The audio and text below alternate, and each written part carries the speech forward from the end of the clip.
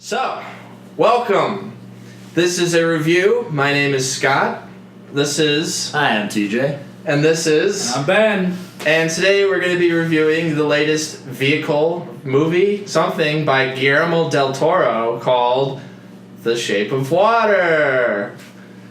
Ben, you're the only one. You didn't get that mental memo where it's presenting the title? The Shape of Water.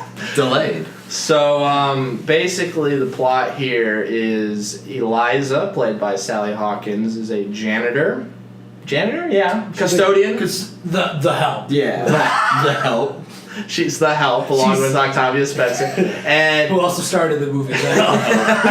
so she plays the janitor inside a secret facility. That's a government. Yeah, government Area lab. 61, is that the place? 51? It's very government. It's very Area 51-esque, Yeah. but it's in the middle of a town. What is it? I don't know what town. Baltimore. Yeah. So it takes place in the 60s. We never know exactly what year, but it's before we put a man on the moon, so it's obviously during the kind of Cold War. And the movie takes place in which they bring a new creature to this secret lab. We don't ever get an idea of what the secret lab exactly does, but like TJ said, it's Area 51-esque. So, and they bring Doug Jones from Hellboy into the lab. And Abe Sapien, yeah. Abe Sapien comes to the lab, and Eliza, Sally Hawkins, falls in love, and that's kind of the story we have here. Just to kind of get going here, the beginning of this movie, the first act, is absolutely gorgeous, I thought. I think setting up the world we live in, the lab is interesting, and just her apartment even looks cool. I mean, it's a gorgeous looking movie. Well, that's what you get with Guillermo Del Toro. Like, say what you will about his, storytelling, but every film that he makes, the world is so fully realized. The production design is impeccable. He has a very keen eye for practical detail and set decoration and how to frame a shot and make it look like it's actually operating in a space. Even when you see Pacific Rim has a lot of CGI. He made a point to the inside of the robots is all practical. Right. He's really about texture and place and the tangible elements, practical creature effects and stuff. So that you always get that with him, and yeah, it shines in this movie a lot. Yeah, he's great at grounding his worlds. I've never seen a Del Toro movie and been like, that wasn't believable. Right. I at least always am with him on his projects. And the creature, I don't think they have a real name. He's just called the Amphibian Man on IMDb. He looks amazing, especially his face and his eyes. The way he blinks was I was big on the blinking throughout the whole Very cool. experience. Very cool. Well, they do a great thing. I like this trend now how they have a practical creature effect. Obviously it's Doug Jones in a big costume, but they use CGI in the perfect ways to make it lifelike. Yeah. But so they when his shit flares up, that obviously in full motion, but seamlessly with this suit, it makes it just feel more alive. And you can use CG to add these little details to make, but that physical thing is always there. And there's not really. I don't think there's any. There might be only a couple shots where he's a full CG from head to toe. Most of the movie, I don't think maybe when he's swimming at the end and he's in the water, but it looks like a suit. I'd say the only time you can tell it's a suit really is kind of from the waist down. It looks a little from his feet and his legs look a little rubbery, but other than that, everything from the waist up looks impeccable. And the like I said, the facial expressions are just incredible. So really, really stellar job there. But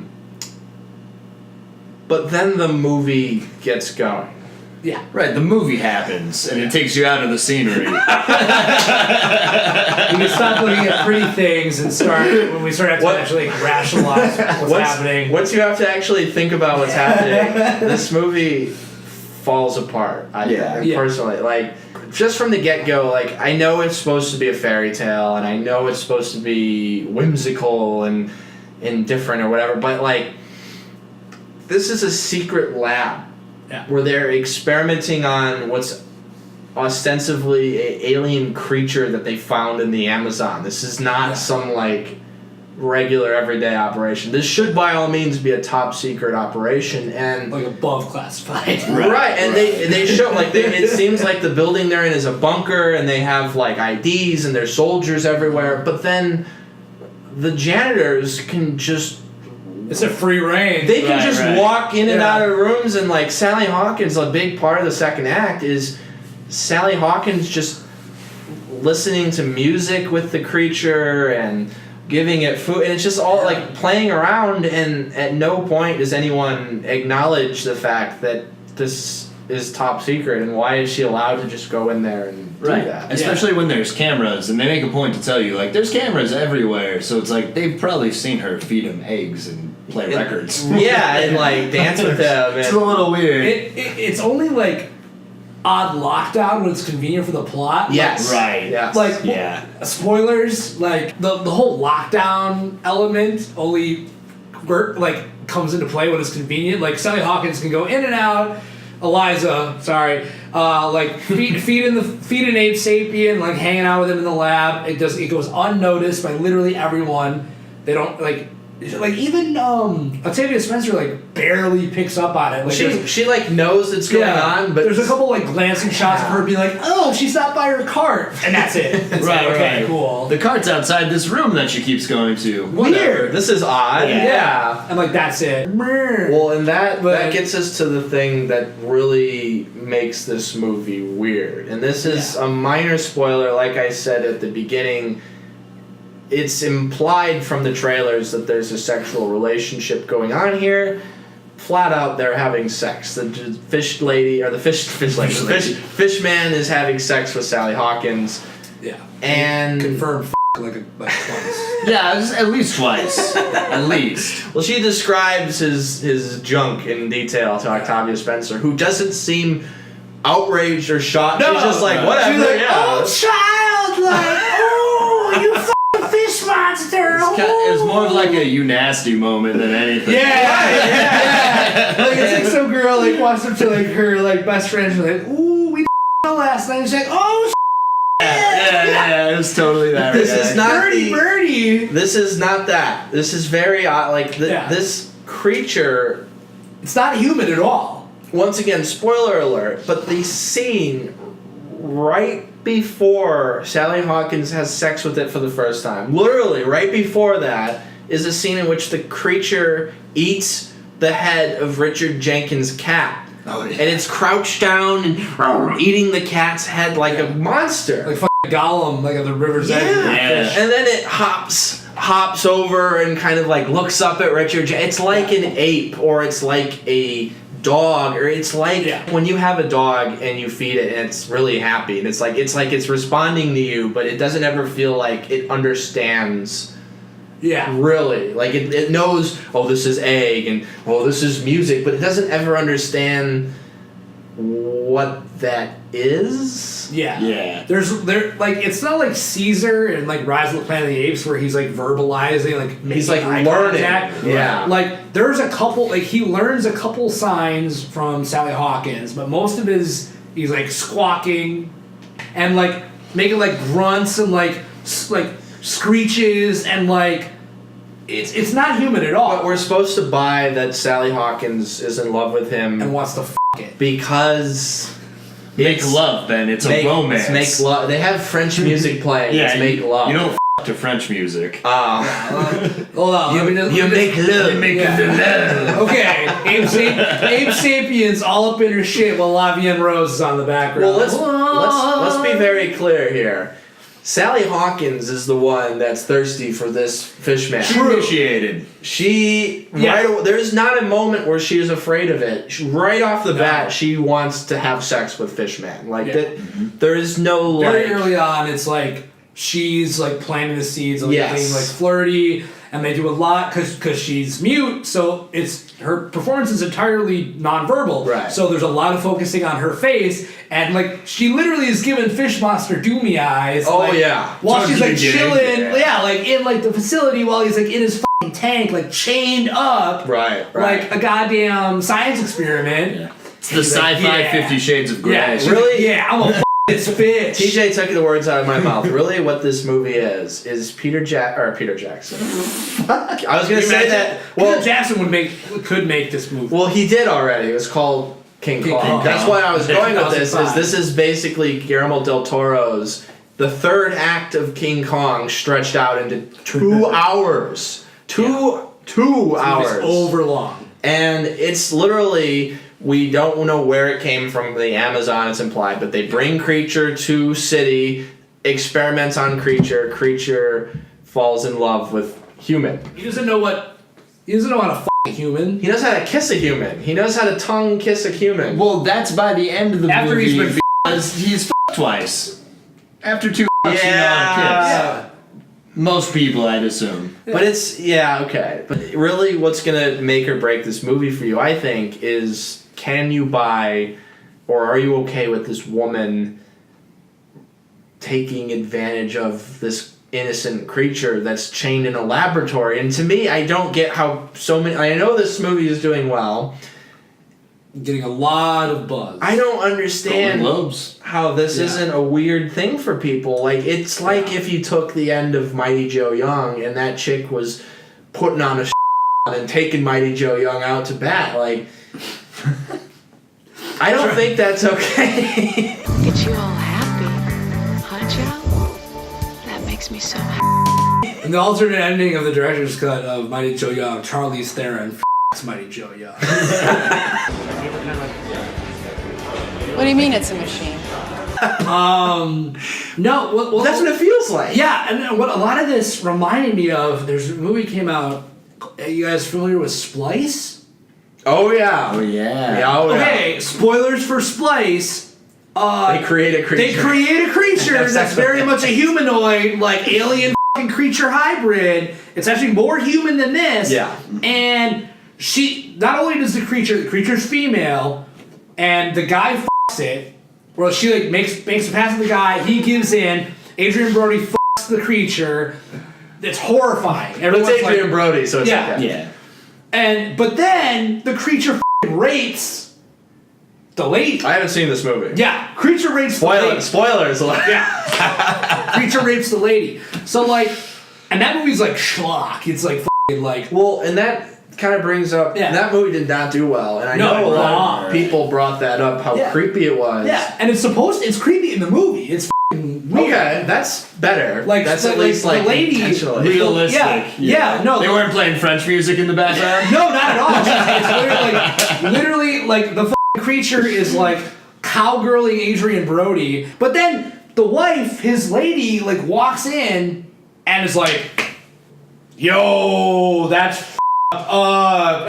Will you stop squeaking? I'm trying to get into the moment here. So like that's the angle of like where I'm like coming from. Like it's weird f*** up humanoid creatures. Well, my thesis with this movie is, like, so I've seen this. This is my second viewing of this movie, and I'm convinced that if you gender swapped the creature and Sally Hawkins, so you have a male janitor seducing a female creature, you don't change the frame of this movie.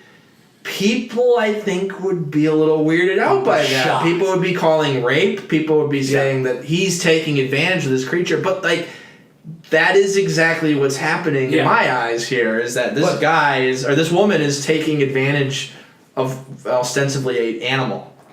Yeah. Right. Well, or God. I mean... Or God. It's either an animal or it's a God. It's one of the two. It's the no in between in the movie. Humanoid at best. It's not...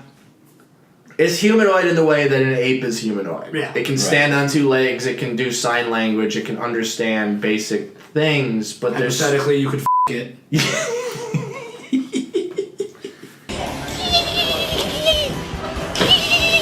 Let's talk about Michael Shannon for a minute. Sure.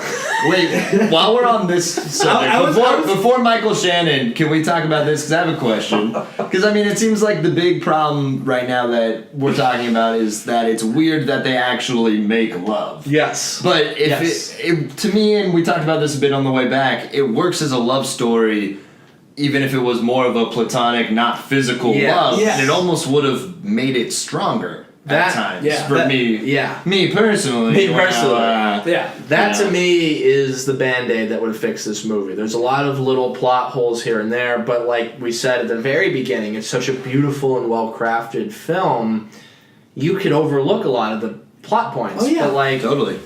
that, exactly like you said, if it wasn't a physical relationship, if it was like Just like I love my cats, like I don't have sex with my cat, as far as people know, and people think it's cute If when it was you a love. Free Willy story. Yeah, people think it's cute when you love an animal, but when you start taking advantage of it and having sex with it, then it's something weird. There's a word for that. It's called bestiality.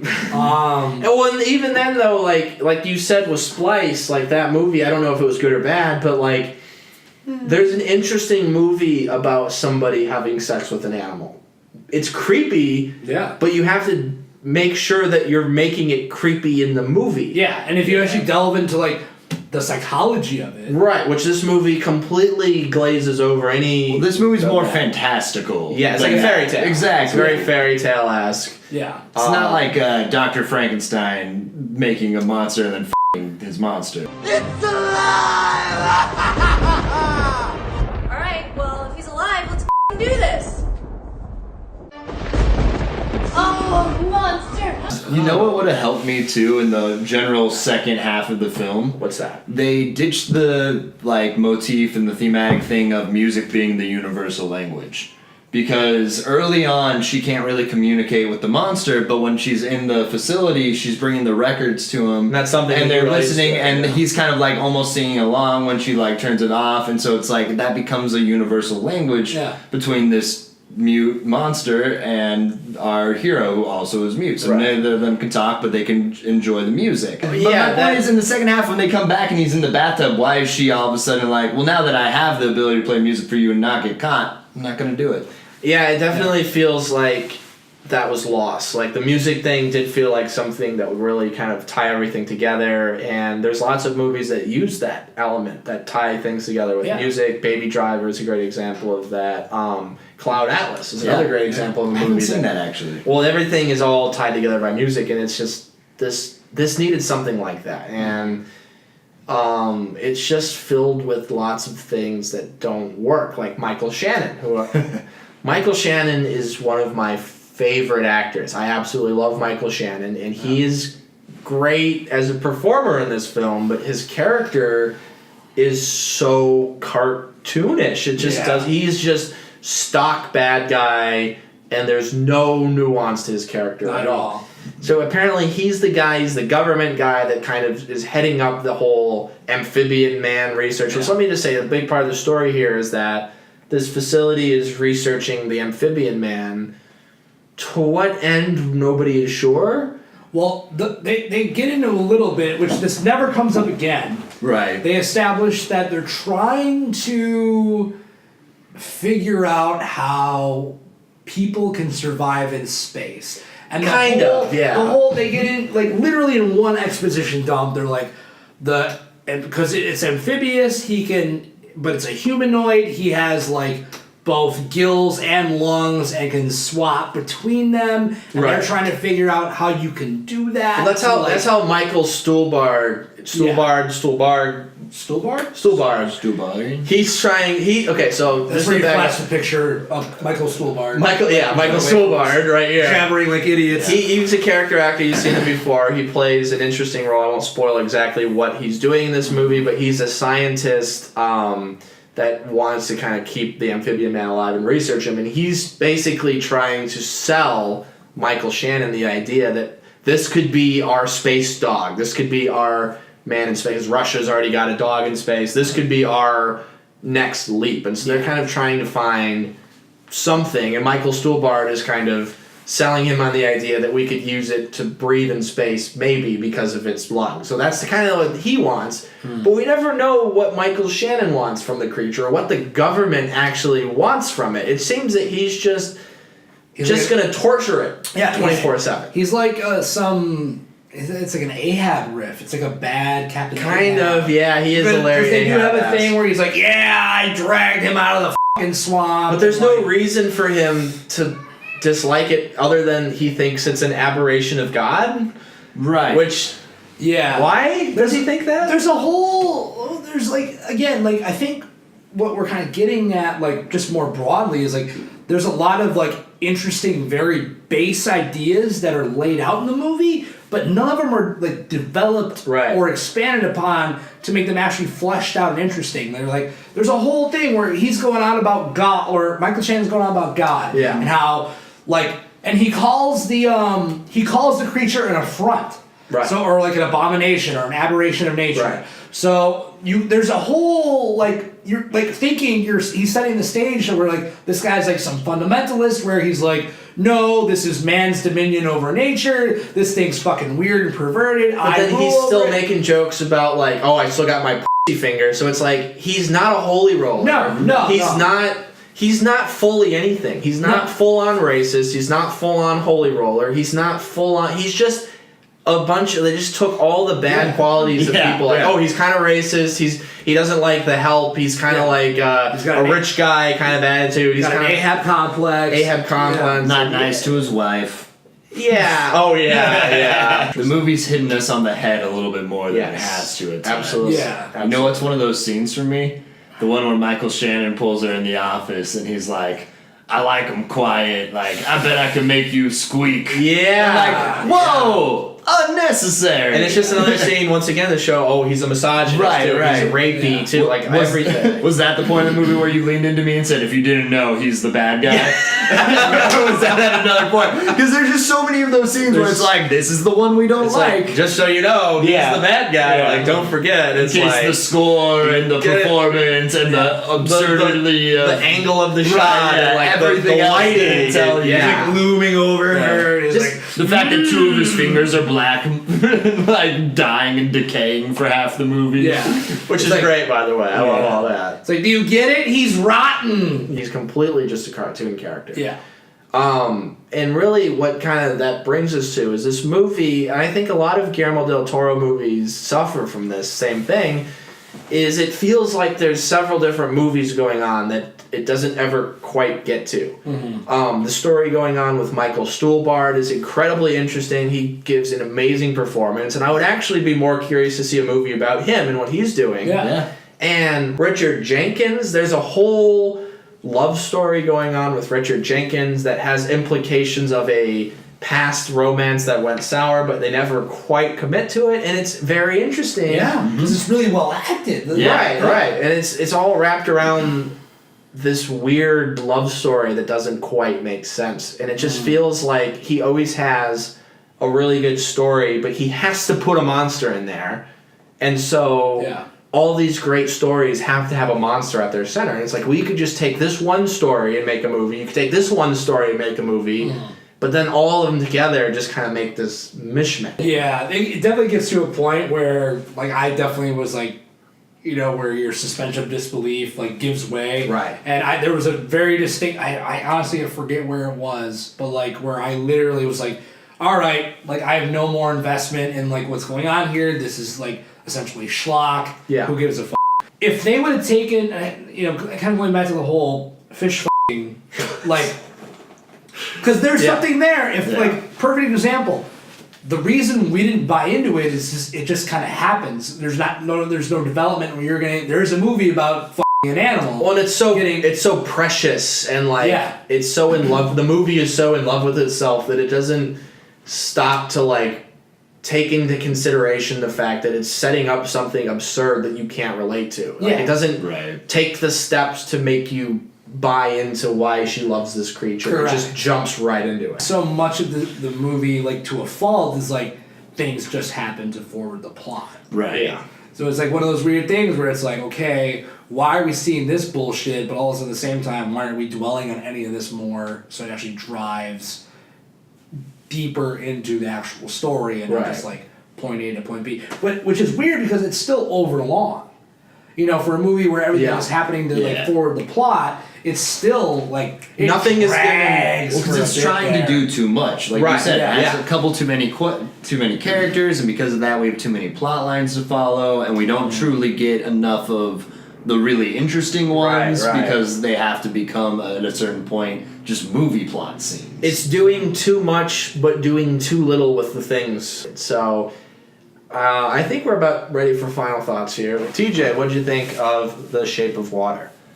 You know, I definitely, as we talked about, I have some problems with it, but overall I enjoyed it. I'm happy I saw it. It's going to be a part of conversations this award season, and it really just comes down to your moral sensibility of whether or not the fish is okay. Like that's really what it comes down to for me. It's on a person-to-person basis. And would you give this a recommendation? And since this is our first episode, would you give it? I'll leave it up to you. You can do out of 5 stars or out of 10 stars. Would you give this a rating out of a certain amount of stars?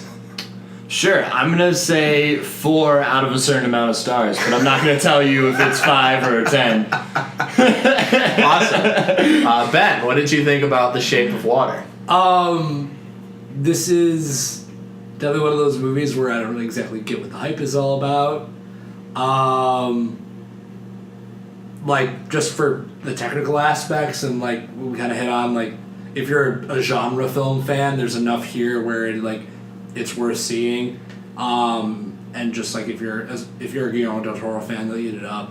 But, yeah, I mean, I'd give it a recommend just on the basis of, like, seeing it one time. Just, like you said, TJ, just to be in the loop of what's going on. But it's just kind of, like, a letdown for me because there's a lot of interesting stuff in here that isn't given any real weight or depth or time to settle in and be legit. And it's ultimately just kind of like a letdown, and it breaks your suspension of disbelief to a point where you can't be invested in it anymore. So would you give it out of 5 or 10 stars? How many or anything? What would you give it? Out of 10, I'd probably give it a 5.5, 6. Okay. Yeah. All right, and I'll finish up here. My final thoughts on The Shape of Water. I was never bored watching this movie. It's not so terrible that it's funny, but it is. Like we said through many times, it's technically very well made. The cinematography, the lighting, everything is incredibly well done. The creature is incredibly well made. It's just all that stuff doesn't add up to a movie. You need to have a story, and the story here just doesn't work for me. I really just kept seeing the holes in this movie, and a good movie you'll ignore. If you like a movie, you'll ignore those plot holes. In this, almost every scene, I was laughing at something that didn't make sense, or I was pointing something out, or my brain was trying to do all these gymnastics to make it make sense, and it just never worked. So I don't think that I would recommend this movie, at least not in the theater. I mean, if I was to give it out of 5 stars, I would give it 3 hard-boiled eggs out of 5. Maybe a 2.5, but that's 2.5 seems low considering how great the filmmaking is. But it's not something I'm gonna watch again. It's not something that I'll remember very long, other than we'll always remember it as the movie that the lady f***s a fish. And yeah. That's really all this has going for it. Like, there's not... Yeah, that's the only real, memorable thing that stands out. Right, but weirdly, if you took it out, the whole movie would probably be a lot more memorable. True. Yeah. Like, to me, That's a good point. that moment is almost too memorable, and it overshadows the rest of the movie. Because you can actually imbue it with, real emotion. Literally, I think Free Willy is, if you were to make this movie with the plot of Free Willy, right, it'd be kind of great. Yeah, you could remake this movie with the plot of Free Willy. Or E.T. Or E.T. E.T. would be great, yeah. Harry and the Hendersons. Really? Harry and the Hendersons. And that's our review of The Shape of Water. This has been a review. I'm Scott. I'm TJ. And I'm Ben. Thanks for listening.